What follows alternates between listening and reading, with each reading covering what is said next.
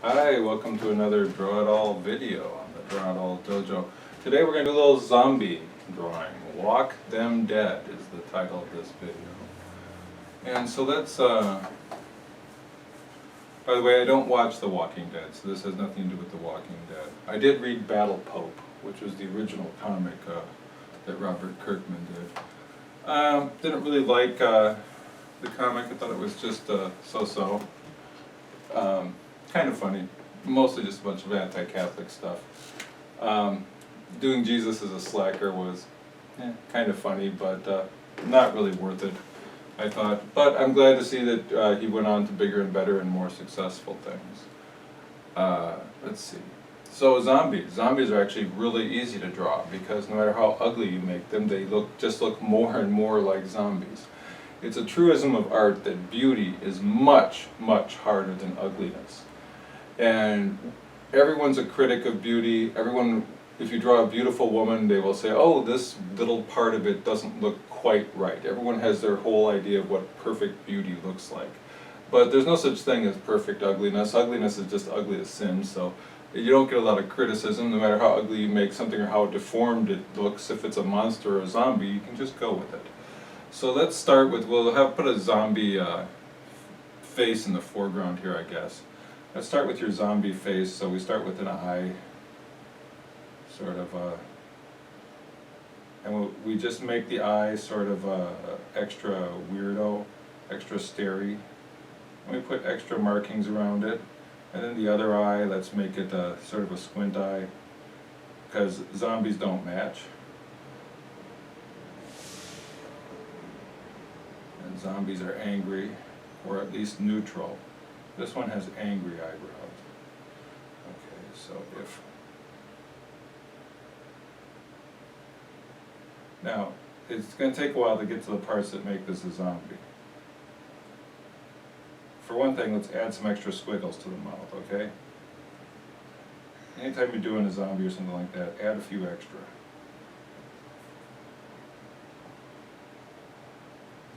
Irregular teeth are good for a zombie, so don't try and draw them in right.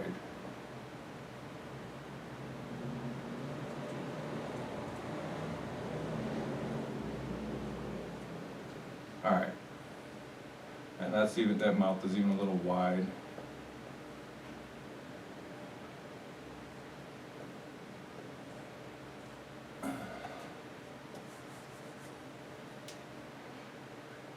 So far he's just a weirdo old man like panhandling you on the corner. Nothing particularly zombified about this guy.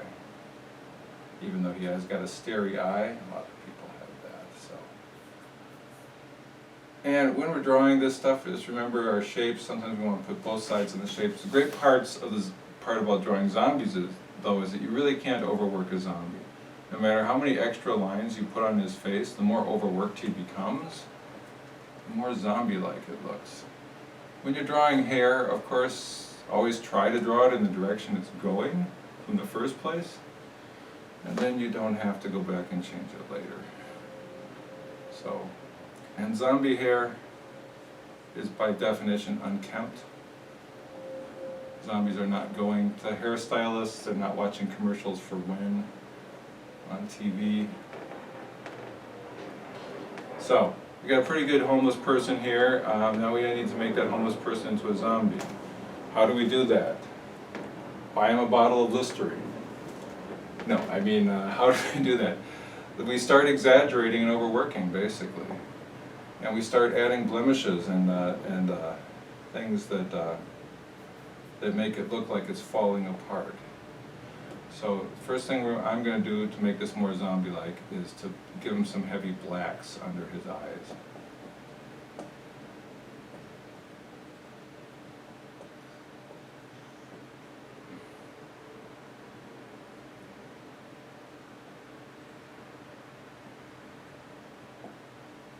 When you add heavy blacks, it automatically makes things look more sinister. And so then we're going to add more shadows to him.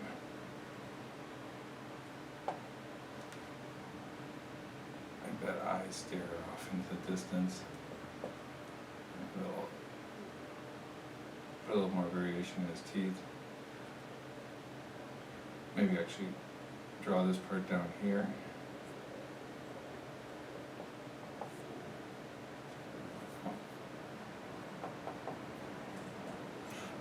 Add some more blemishes.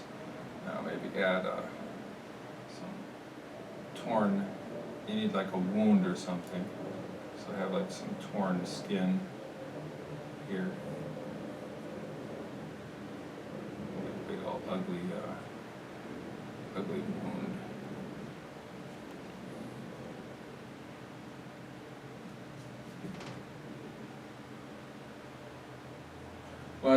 If we want to show the skin folding over, then we want to show the direction it's going. That's why I'm coming down like that. And these little circles, these little bumps, are going to make him look, the more of them I put on there, it's going to make him look diseased.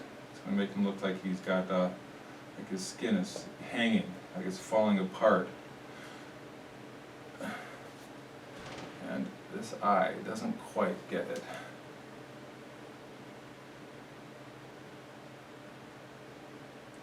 Make that eye go up more. And this eye needs to be more blank.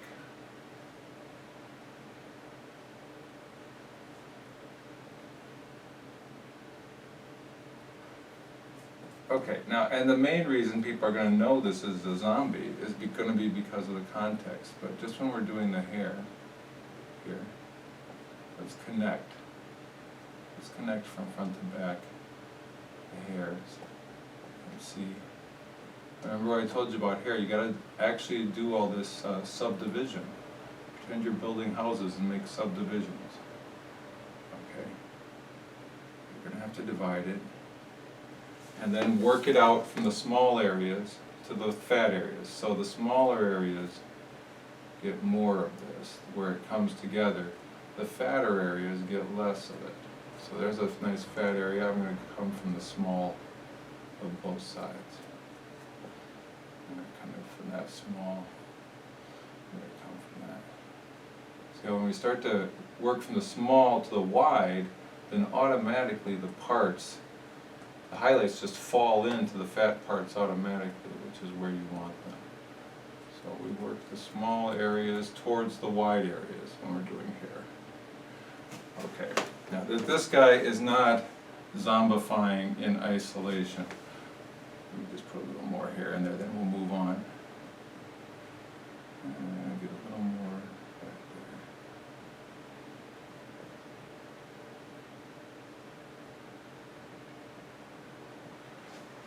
there. All right. Anyways, so this guy's he's not zombifying by himself. He's not a zombie in isolation. He's not a lonely heart zombie.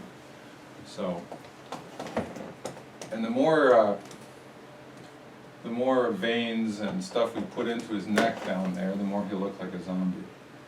We could even put some drool coming out of his mouth if we wanted to there. But, so anyways, he's got some dead skin hanging out there off his jaw.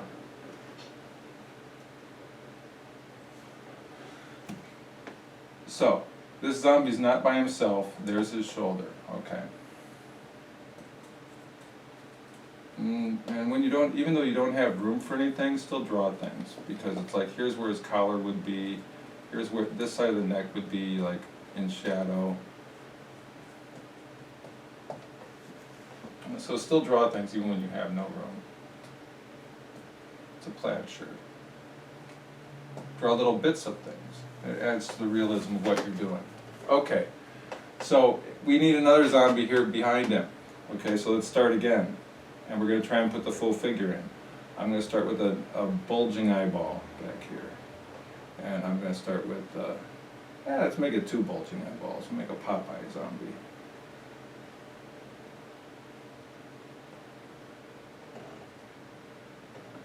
And this one is saying, ah. There's a mouth that's hanging open. And notice the shape. Okay, a mouth can hang open like this. You can make a mouth. It's essentially a leaning square and a leaning rectangle. or a melting rectangle. And it looks good sometimes if you do it right. Okay, this one, zombies don't really care, so this one's going to have eyebrows in more of a neutral position. We got to put lots of lines in to show which way his face is going.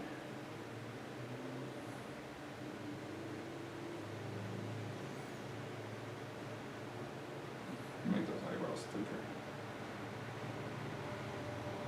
This one can have a, let's make him more of a, should we make him a baldy?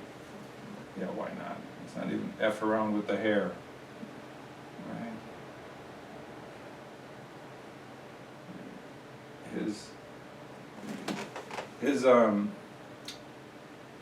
You put the eyebrows in first, then you decide where the lines above them are, because the lines above the eyebrows always follow the eyebrows. The eyebrows tell you where to put those lines.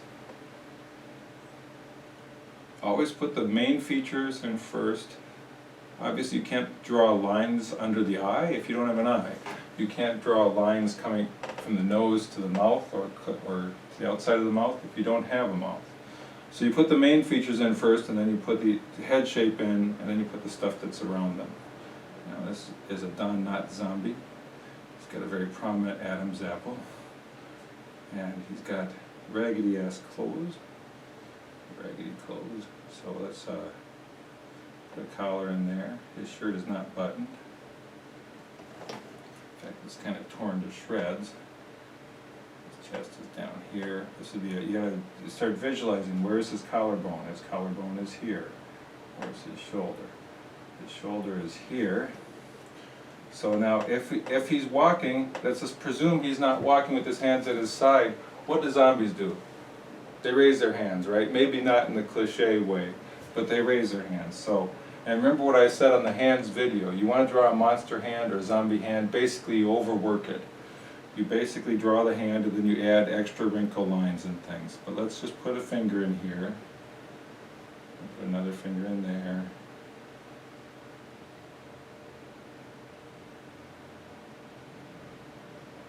Like this. The knuckles there. Now, and his thumb down there. Now, not a great hand. We could use some of this to show the direction the fingers are going, and since it's a zombie hand, we feel free to overwork it as much as possible, maybe give it a few little claw there. Okay, and this thumb in here would be, you know, shadow. But so if the hand is coming from here, then the arm must be back in there. So we're gonna, when I'm drawing the folds of the shirt here, I'm not gonna draw the underlying arm because, you know, most of it is hidden anyways. So these cuffs are just hanging, and this one is in shadow. So come in like this. You see, I'm stacking up these wrinkles to show that that arm's coming forward. And then once we get up to here, we can start going up with them. And there's like a seam line there on his shirt. Okay.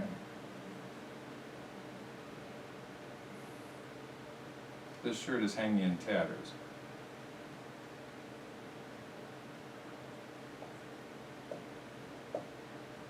But we have to make sure that even while we're not showing the underlying arm, we have to provide a shirt that's low enough so it looks like that forearm. That forearm is probably back under to here, so we can't go any higher than that. And we will give him his name tag. His name is Bob. And then when we're drawing this, we want to show, you know, the directions that the shirt is pulling is what we want to show here. There's where the next seam is. And it's hanging because it's in tatters. It's kind of hanging funny. And it is buttoned here. You can see it's buttoned there, and it's buttoned again there. And there's maybe a random button here. This is really turning into more of a discussion of clothing. When something's hanging in tatters, though, the main thing is to keep changing direction. tatters aren't uniform and they aren't like this, okay?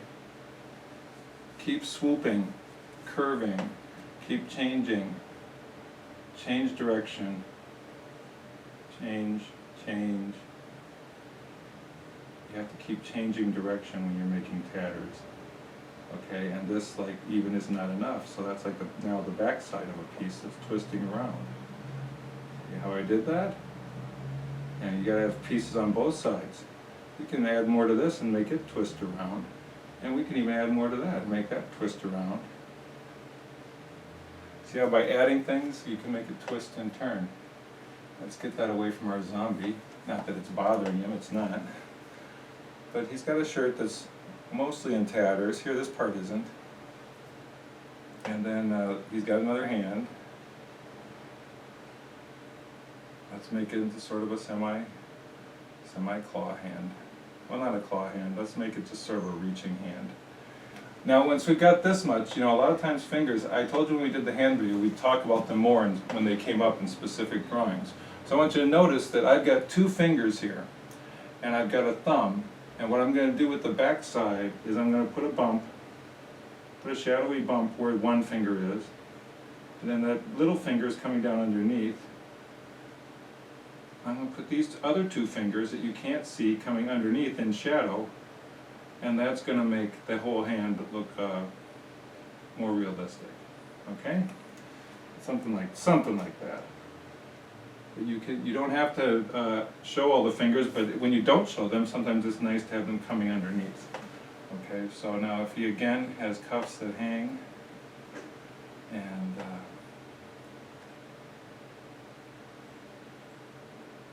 his arm is going to come down like this, and again, this is not going. We're not going to work out anatomy on this arm because the thing is you can't see it. So if it was important to the picture that the anatomy be right, if it was a superhero or a pinup model, then we would work out the anatomy. But when we're drawing zombies, they're really, I had these bumps too low, so the bumps need to be up here so that I can make them reach more.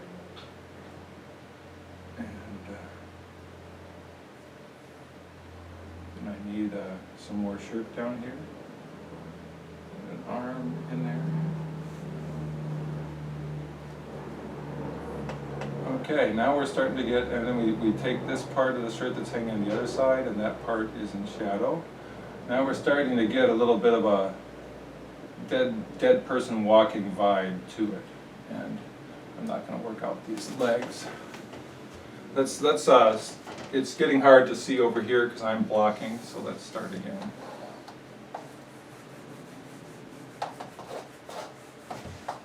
There's not a lot more to say about zombies, really. Zombies are just ugly people with their mouths hanging open, walking around looking like they're high on crack, basically.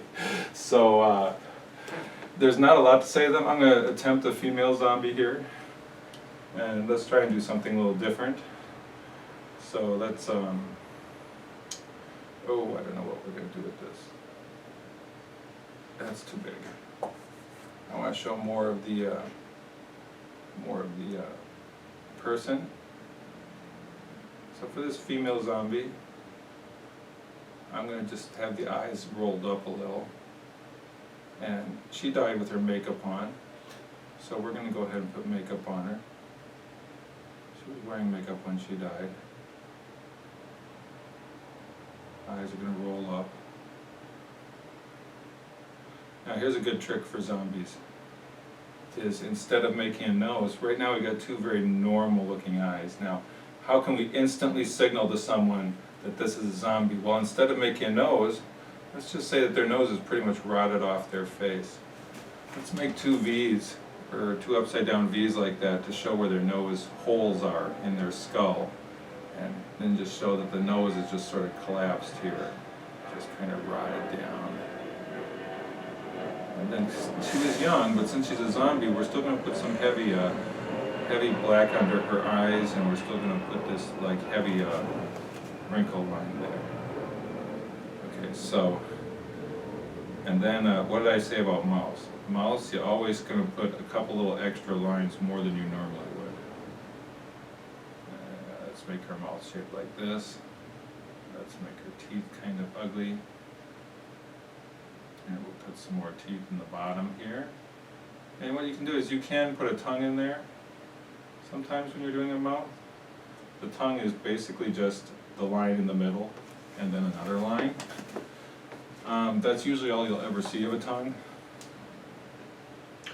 Now this line comes up to here, and I'm going to put a lip on it. This is a woman, so I'm going to actually draw the upper lip. A lot of times when I'm drawing men, I do not draw the upper lip. And I'm going to put some little directional lines on here, which I would not put on a beautiful woman if I was drawing a beautiful woman, because it would make it look too much like a zombie, frankly. But I'm going to put some directional lines on here, and that's going to make her look even creepier. Let's give her a youthful bend to her face. Yeah, it's kind of a round face. There's a brow ridge in there, and there's a head right there. And her eyebrows, we'll make her eyebrows very neutral, because she is a zombie, so we're not going to give her mean eyebrows on this one. She's scary because, although I don't know if she's scary if her eyes are rolled all the way up. I think I want those to be more down. But she is scary because the eyes are rolled up. But I want them to be a little bit down. Let me show the top of the eyelid. And let's see. I'm not going to waste a lot of time on the hair, so let's just say that the hair is what it is. Put some random hairs across her face like this, and like this, because as a zombie she does not have time really to worry about her appearance, these mundane things like is her hair combed. Okay, again, zombies, when you're drawing necks, there's always this part that comes back by the ear. It comes back down towards the front. Now she's a woman, so I'm not going to put an Adam's apple on her.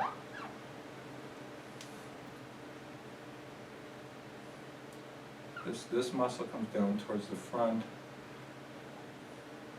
Let's put a big shadow underneath that chin.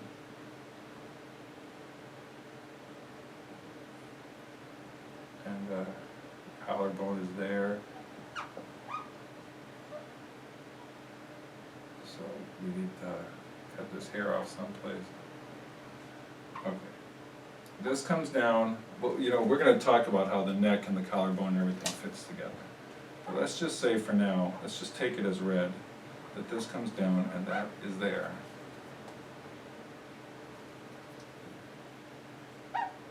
This line is here. Collarbone on this side, and then her shoulder would be right there, but it's covered by the hair. So let's just say that she was, I'm just gonna eyeball this down here and say, okay, here's the outside edge of her torso. So I'm gonna put the bosom right about there. And I notice that the bosom is not, this top line is not rounding out, it's not bending up. Unless it's being pushed from the bottom, it does not bend up. So on the bosom here, top line, downward slope until it reaches the nipple, and then it curves under. Okay, like that. Now on the other side, what are we going to do with the other side? We can represent it just with a curved line there, sort of smiley face, half moon. And she was wearing, let's say, she was wearing something that had straps here. It came down like that. Came up like that. Make that strap a little bigger. Now, this underneath here, I'm going to get into the whole bosom thing some other time. But this is going to gather, there's going to be a line there, and there's going to be another line underneath. It's going to come down like that. I made this one a little big. Here's her shoulder, okay. The boob is going to come up here, and then there's a muscle that connects there. Okay, now you don't always see that muscle. But if, we're just going to know that that muscle is there. And if this is the shoulder, and I'm running out of room here, let's just say that the arm starts here. Okay, here's where the arm starts. I ran out of room for the shoulder. It's good to make a little tick in that direction to show that you know that there's a muscle that's holding up this boob. It connects from the top. If you want to feel it, I can feel it because I got the roll of fat here. When you raise your arm, this is the muscle I'm talking about. And when a woman raises her arm like this, what happens is that this bust is going to be higher than the other one. Okay, because this muscle is pulling it up. Okay, so we need to always be aware of where that muscle is and what it's doing in relationship to the bust.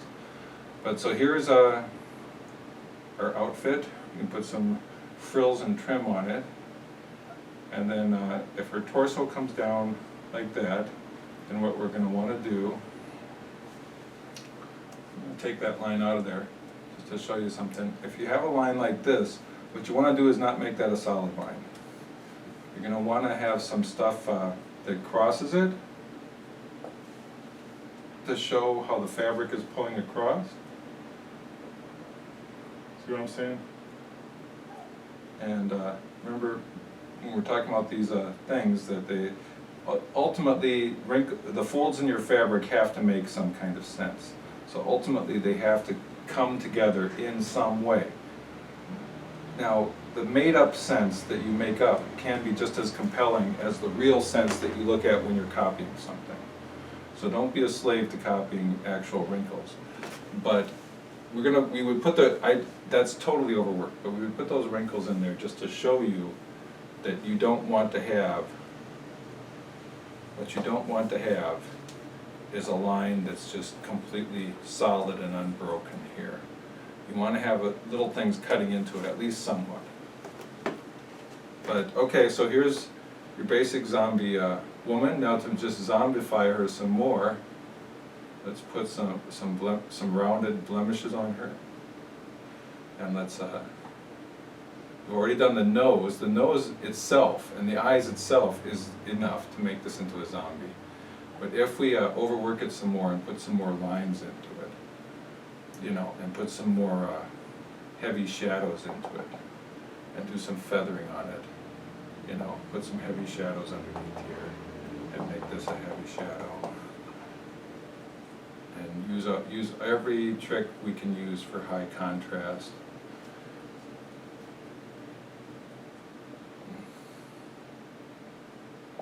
And you can see that the more we blemish it and mark it up, the more it starts to look like this woman is a zombie. Okay. And just while we're talking about it, you know, with the hair here, just remember that the hair is like wrinkles. It needs to come from someplace and it needs to go to someplace. So if this line is here like this, you know, we have to have these lines coming from someplace. So let's say there's a part there, and this we have to just take the time to divide out the space and figure out which hairs are part of which group. Okay? So when you're dividing out space like this, you know, this might be in front here, but then this part might come around from the back. Stuff has to weave in and out in order to look natural. It has to change direction, it has to weave a lot.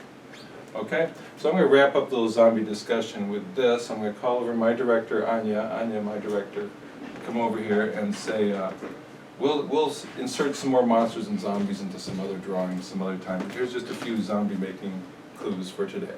Okay? Thank you.